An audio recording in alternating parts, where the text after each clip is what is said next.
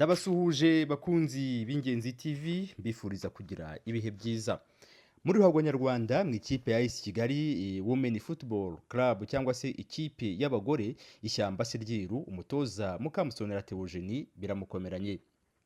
Umupira w'amaguru kuva washingwa ugahabwa ingingo n'amategeko bigasorezwa ku mabwiriza agendanye n'insinzi, heshi usanga abatoza aribo bagerekwaho ibyiza byo gutsinda n'ibyo gutsindwa. Ishyirahamwe ry'umupira w'amaguru ku isi FIFA ryaje gusanga n'abagore bafite impano yo gukina umupira w'amaguru biva mu bazungu bisesekara no mu Rwanda.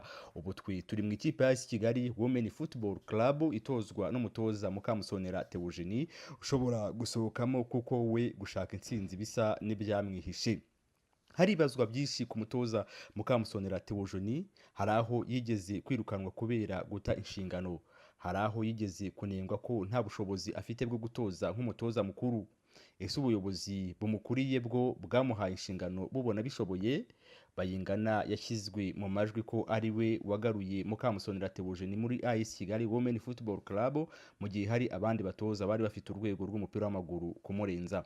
Amakuru agera ku kinyamakuru Ingenzi Newspaper na ingenzinyayo.com aremeza ko AS Kigali Women Football Club ishobora gutandukana na Mukamusonera Theogenie cyane yakitsweho kugenda akorana n'ikipe zagiye zimutsinda. Abasesengura iby'ikipe ya AS Kigali Women Football Club bemeza ko ari uko itagira abafana, ariko ngo iyo aza kubagura aba yareguye kera. Abakinnyi ba AS Kigali Women Football Club harimo abatumvikana na Mukamusonera Theogenie kubera ikimenyane ashyiramo iyo akora urutonde cyangwa se liste akinisha. Igihanzwe amaso n'ubuyobozi bufata icyemezo inzira z'ikigendwa. Mukamusonera we ategereje kwirukanwa agahabwa ibiteganwa n'amategeko. Iyi ni Ingenzi TV.